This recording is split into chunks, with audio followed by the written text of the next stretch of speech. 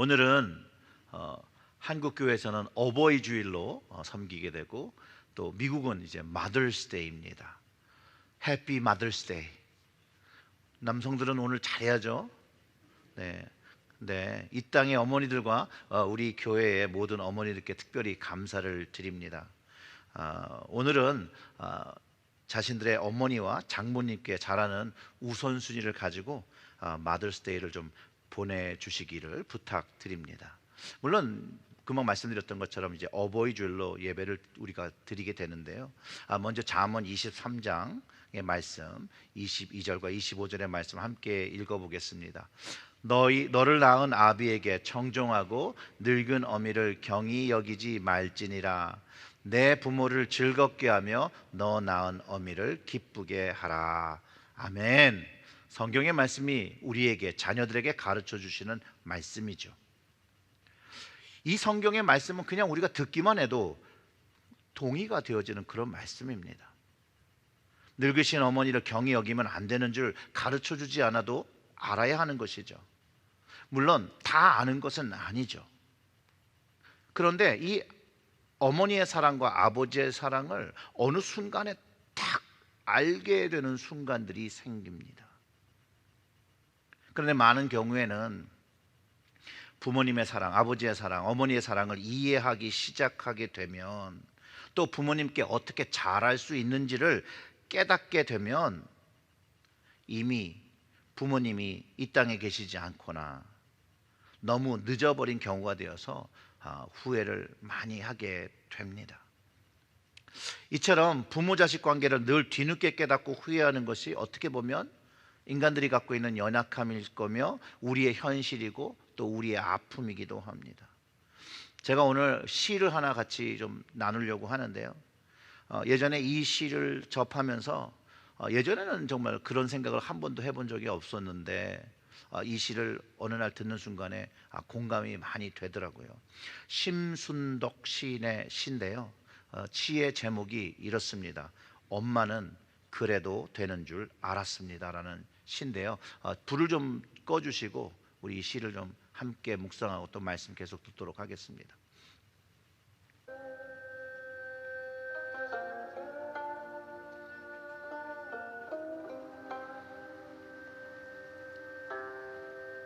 엄마는 그래도 되는 줄 알았습니다. 심순덕.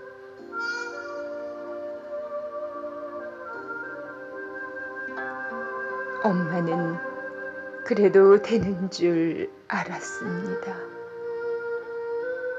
하루 종일 밭에서 죽어라 힘들게 일해도 엄마는 그래도 되는 줄 알았습니다. 찬밥 한 덩이로 대충 부뚜막에 앉아 점심을 때워도 엄마는 그래도 되는 줄 알았습니다. 한겨울 냇물에서 맨손으로 빨래를 방망이질 해도 엄마는 그래도 되는 줄 알았습니다. 배부르다, 생각 없다, 식구들 다 먹이고 굶어도 엄마는 그래도 되는 줄 알았습니다. 발 뒤꿈치 다 해져 이불이 소리를 내도 엄마는 그래도 되는 줄 알았습니다. 손톱이 깎을 수조차 없이 닳고 문드러져도 엄마는 그래도 되는 줄 알았습니다. 아버지가 화내고 자식들이 속썩여도 끄떡없는 엄마는 그래도 되는 줄 알았습니다. 외할머니 보고 싶다. 외할머니 보고 싶다. 그것이 그냥 넋두리인 줄만. 한밤중 자다 깨어 방구석에서 소리 죽여 울던 엄마를 본 후론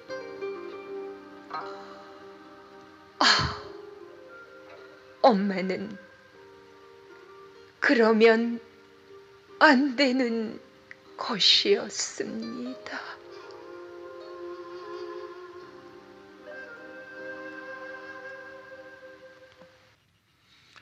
이 시를 듣다 보면요, 자신이 부모가 되어서 살아보지 않고 그것을 경험하지 못하면 공감하기 참 어려운 내용이죠. 우리 한국 부모님들의 사랑이 절절히 녹아 있습니다. 또 개인적으로는 그런 포인트가 감동이 돼요. 생각 없다, 배부르다, 너 먹어라. 생활이 어려웠지만 자식을 사랑하고 희생하고 우리 부모님들이 그 자리를 지켜주신 우리 어머니와 우리 아버지가 있어서 우리가 어려울 때에도 자식이 잘 되기를 희망하며 본인 인생보다는 자식의 인생이 조금 더 풍족하게 살았으면 그것을 희망하면서 애쓰신 부모님의 마음이 깨달아질 때 사실 우리도 숨죽여 눈물 흘리게 됩니다. 외할머니 보고 싶다라고 하신 그 말씀과 밤에 잠자다가 어느 날 깨어서 눈물을 흘리는 그 모습, 특별히 부모님이 이 땅에 더 이상 계시지 않는 분들은 이 시가 무엇을 말하는지 더 공감하실 겁니다. 부모와 자식 관계는요, 죽음이라는 큰 벽도 어찌하지 못합니다. 죽음과 생인 공간을 뛰어넘어서 기억이라는 것으로 연결하고 있다는 것이죠. 여러분, 아무리 좋았던 친구도, 젊은 날에 막 그렇게 불타게 사랑했던 애인도 과거의 시간 속에 다 잊혀집니다, 여러분. 그렇지만 부모 자식 관계에 나눴던 그 사랑은 절대로 끊어질 수가 없습니다. 우리와 주님과의 관계와 같은 것이죠. 그 어떠한 것도 우리와 그 주님의 사랑과 끊을 수 있는 것이 없습니다. 지금 금방 읽었던 그 잠언 말씀이 왜 끊어지지 않는 이유를 가르쳐 주는데, 그 이유가 낳았다라는 거예요. 낳았다. 나를 낳았다. 원문에는 이 낳았다라는 말이 생명을 주었다 이렇게 이해돼요. 나에게 생명을 준 분이 그 어머니이고 부모님이기 때문에 이 관계가 끊어지지 않는 것이라고 가르쳐 주는 것이죠.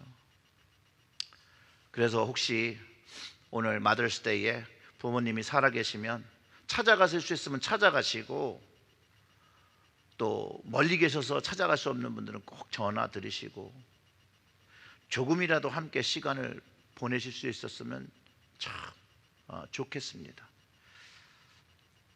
오늘 우리가 읽은 본문의 말씀, 자녀들은 부모에게 순종하는 것이 마땅한 것이라고 가르쳐 줍니다.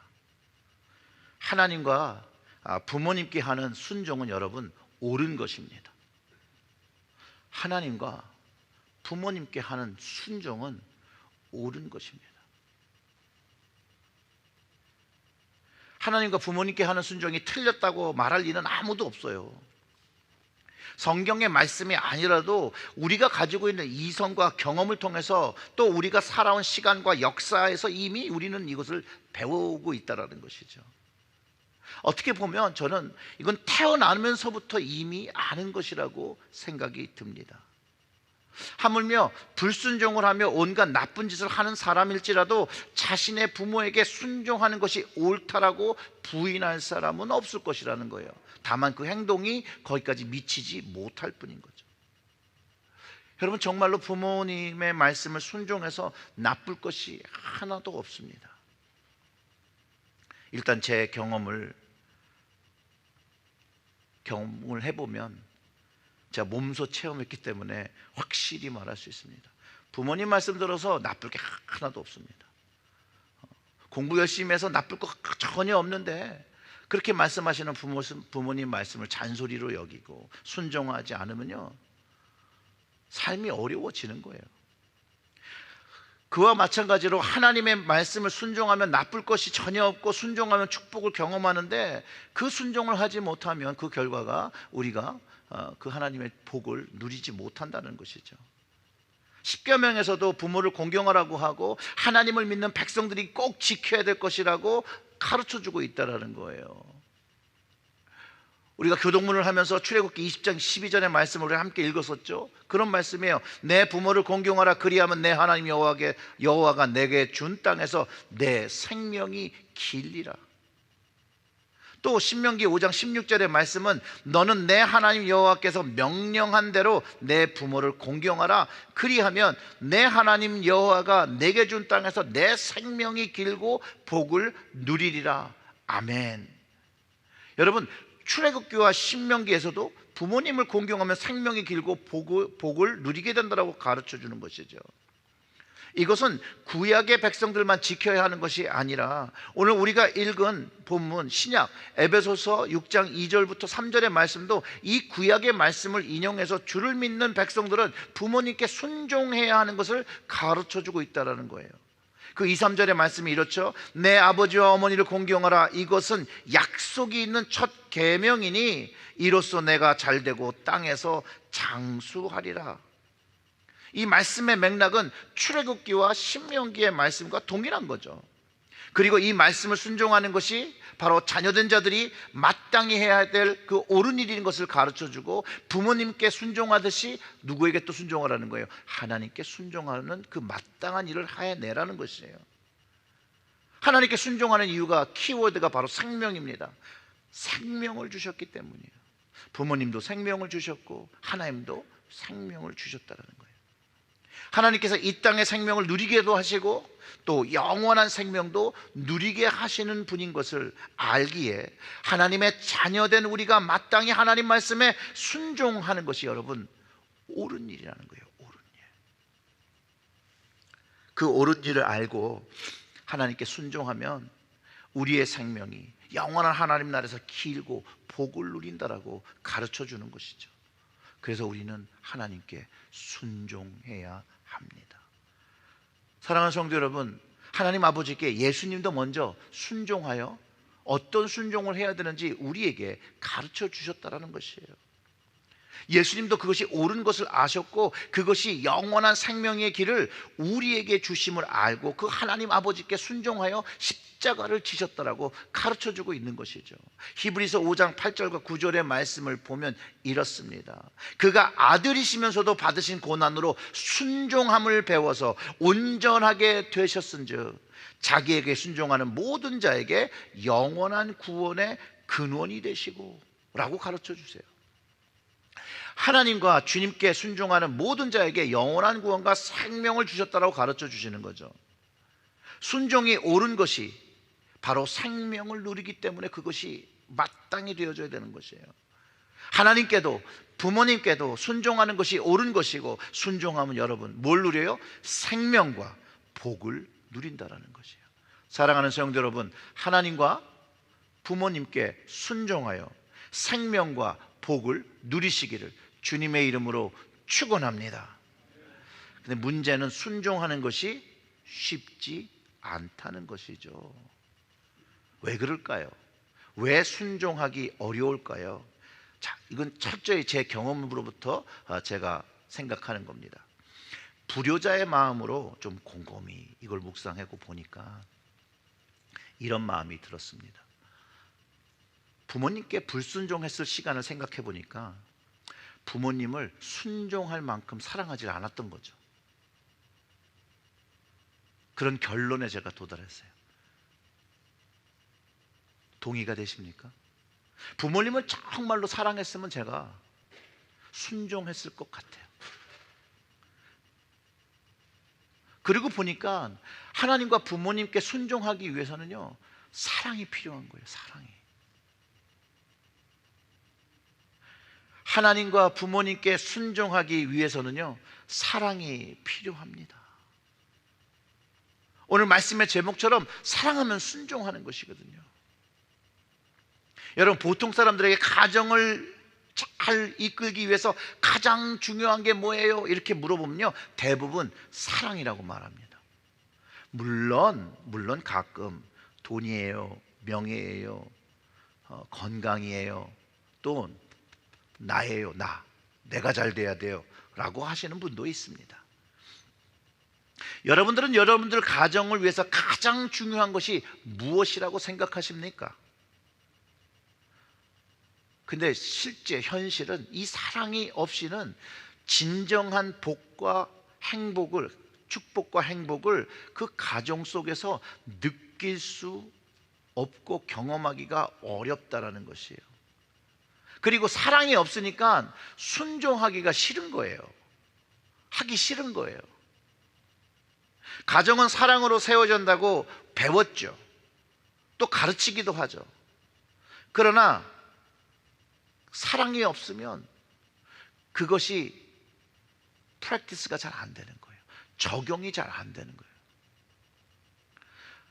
물론 믿는 자의 가정의 관계는 인간의 사랑의 관계, 그 사랑으로 되는 것만이 아니라 주님의, 하나님의 사랑의 관계 속에서 되어져야 됨을 설명하고 있죠. 그럴 때 사람의 사랑으로 세울 수 있는 그 모습에 하나님의 사랑에 덮여서 더 온전한 가정이 되는 것이라고 가르쳐 주는 것이에요. 에베소서 5장 22절부터 25절의 말씀을 읽어보면 이렇습니다. 아내들이여 자기 남편에게 복종하기를 주께 하듯 하라.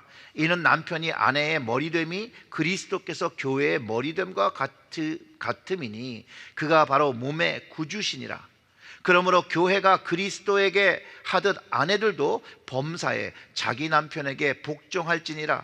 남편들아, 아내 사랑하기를 그리스도께서 교회를 사랑하시고 그 교회를 위하여 자신을 주심같이 하라. 아멘. 결국 이야기가 뭐죠? 주님의 사랑을 경험하고 나면 남편과 아내들이, 아내와 남편들이 어떻게 사랑해야 된다는 것을 배운다는 것이죠. 아내들과 남편들이 사랑하고 남편들이 아내를 위해 생명을 바치는 그런 사랑을 해야 된다라고 가르쳐주고 있다는 것이에요. 왜냐하면 주님께서 그런 사랑을 보여주셨다는 거예요. 자기 생명을 바쳐서 우리를 사랑하셨음을 십자가로 증명하시고 부활로 그것이 얼마나 중요하다는 것을 알려주셨습니다. 사랑하는 성도 여러분, 이렇게 질문해 봅니다. 여러분들은 여러분들의 가정이 잘 세워지기 위해서 자기의 생명을 내놓을 수 있으십니까? 진짜 사랑하지 않고는요, 자신의 생명을 걸고 자기를 희생할 사람은 아무도 없습니다. 물론 현대사회에서 이런 것을 기대하기는 참 어렵습니다. 우리의 현재 살고 있는 이 개인적인 사회, 사실 이 사회 속에서 우리는 굉장히 이기적인 사랑을 배우고 살았거든요. 외려 주님의 그 희생적인 그 사랑은 미련하다라고 그러고 비난을 받습니다. 만약 주님의 사랑이 존중되고 존경받는다면 모든 사람이 배우고 따라야 하는데 자기를 희생하는 사랑을 누가 좋아하겠습니까, 여러분? 사람들은요, 희생을 해도 자기가 희생할 수 있는 범위를 정해놓고 그 범위 안에서만 희생을 하지요. 자신이 불편하지 않을 정도까지만 사랑을 원합니다. 그런데 우리 주님이 가르쳐주신 사랑은요, 우리 삶에서 만약에 주님께서 가르쳐주신 그 사랑이 우리 삶에서 실천되면 놀랍게도 많은 사람들이 감동을 받는다는 거예요. 그것을, 그 사랑을 통해서 변화된다는 거예요. 왜냐하면요, 그 사랑 안에는 생명이 담겨 있고요, 축복이 담겨 있고요, 기쁨이 담겨 있기 때문에 그렇습니다. 이런 십자가에 미련한 사랑을 해도, 이 바보 같은 사랑을 해도 전혀 문제가 없는 것은 바로 이 십자가의 능력이라는 거예요. 능력. 주님의 사랑은 포용의 업으로부터, 감싸는 것으로부터 시작을 합니다. 죄인된 우리를 감쌌죠. 죄인된 우리를 인내하셨죠. 오래 참으셨죠. 깨달을 때까지 참아주신 사랑을 배워서 남편과 아내, 그 배우자들이 서로의 부족함을 포용하고 그 가정을 오래 참으며 가정을 만들어갈 때, 우리의 가정은 하나님의 능력으로 하나님께서 축복하시는, 축복을 누리는 가정으로 변화해 간다는 거예요. 그 안에서 하나님 주신 기쁨을 누리게 된다는 거예요. 그런데 현실은 저를 포함해서 우리는 인내심이 그렇게 많지가 않잖아요. 저만 그런가요? 조금만 불편하면 우리는 입버릇처럼 하는 얘기가 있습니다. 죽겠다, 답답해서 죽겠다, 배고파 죽겠다, 느려 터져 죽겠다, 빨리 내가 원하는 것을 채우기 위해서 막 얘기를 하죠. 그런데 포용은, 주님께서 가르쳐 주신 사랑, 그 포용은 그렇지 않다는 거예요. 그 상황 그대로를 존중하며 공경하며 시작되는 것이죠. 사랑이 포용으로 표현되듯이 공경도, 존중하는 것도 똑같이 사랑이라는 거예요.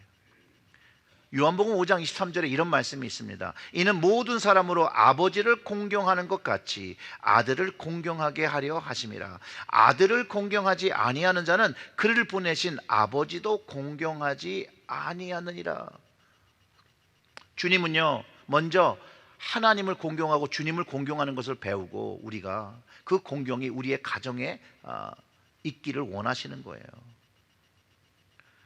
이 공경을 사랑이란 말로 바꿔도 전혀 어색하지 않아요. 공경이란 말은 영어로 honor잖아요. honor. 이것도 사랑의 근거를 하고 있다는 거예요. 예수님께서 영생에 대한 질문을 답하실 때 내 부모를 공경하라, 내 이웃을 내 몸같이 사랑하라 라고 말씀하셨어요. 여러분, 신명기 6장 5절의 말씀을 때도 주 너의 여호와를 마음을 다하고 뜻을 다하여 힘을 다하여 사랑하라고 말씀했다라는 거예요. 하나님을 honor하는 거예요. 이 공경의 관계 속에 주님의 사랑이 담겨 있고, 그 공경의 사랑을 우리가 배워서 우리의 가정에 서로를 존중하며 honor하며 살아갈 때 하나님의 참된 사랑이 우리 가정에서 경험된다는 거예요. 자, 공경이란 말, 바로 사랑이란 말이고, 그 사랑이 되어지면, 그 포용과 공경이 담긴 사랑이 내 안에 담기면 순종하게 된다는 거예요. 순종하게. 이것은 믿는 자가 가정이 가져야 할 아주 중요한 영적 공식입니다. Spiritual formula예요. 이것이 내 안에 들어오면 값이 나오는 거예요. 그 값이 하나님의 사랑으로, 하나님의 약속으로, 그 생명과 복으로 결과로 나오는 것이죠. 그렇기 때문에 이 사랑 안에서 공경과 포용이 있을 때 순종이 되어지는 겁니다. 그리고 이 사랑은요, 상호 의존적이어야 돼요. 한쪽만 돼서는 안 돼요. 우리를 일방적으로 사랑하신 주님이 아니에요. 주님은 사랑하여 주시고 그 사랑을 다시 주님께 돌리기를 원하셨어요. 주님은 거룩한 하나님이시기 때문에 사랑을 주시기만 하는 분일까요? 주님은 우리의 사랑을 원치 않으실까요? 그렇지 않다라는 거예요. 하나님을 공경하고 예수님을 공경하고 부모님을 공경하라는 것이 여러분 성경의 말씀입니다. 하나님을 사랑하고 예수님을 사랑하고 부모님을 사랑하는 것이 바로 공경입니다. 그리고 그 하나님을 사랑하면 순종하는 것이고, 그 부모님을 사랑하면 순종하는 것이고, 그 예수님을 사랑하면 순종하는 것이는 거예요. 사랑하는 성도 여러분, 순종은 옳은 것입니다. 그리고 오늘 본문에 보면 이 사랑과 순종을 이제 누구에게 가르쳐야 되는 거예요? 오늘 말씀이 우리에게 가르쳐주는 것은 본문 4절의 말씀입니다. 또 아비들아, 너희 자녀를 노엽게 하지 말고, 뭐라고요? 같이 읽어볼까요? 오직 주의 교훈과 훈계로 양육하라. 아멘.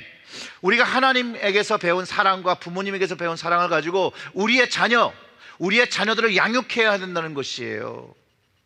사랑은요, 노엽게 하는 것이 아니에요. 물론 자녀들이 그 당시 이해하지 못할 수 있어요. 그러나 여러분, 우리가 부모님의 사랑을 깨닫고 하나님의 사랑을 깊게 깨닫듯이 우리의 자녀도 우리가 끊임없이 사랑을 가르치며 주의 말씀으로 훈육하며 양육하면 때가 온다는 거예요. 그때 내 자녀들이 내가 자녀와 함께 할 수 없는 그 순간에, 오늘 우리가 들었던 그 시에 엄마는 그래도 되는 줄 알았다는 그 시의 그 뜻을 이해하게 되고, 아빠도 그렇게 그래도 되는 줄 알았다는 그 말을 이해하게 될 거라는 거예요. 그리고 하나님의 말씀을 이해하게 될 것이라는 거예요. 그날을 위해서 세상 지식으로 자녀들을 양육하는 것이 아니라 하나님의 말씀, 그 교훈과 훈계로 양육을 해야 되는 것이에요.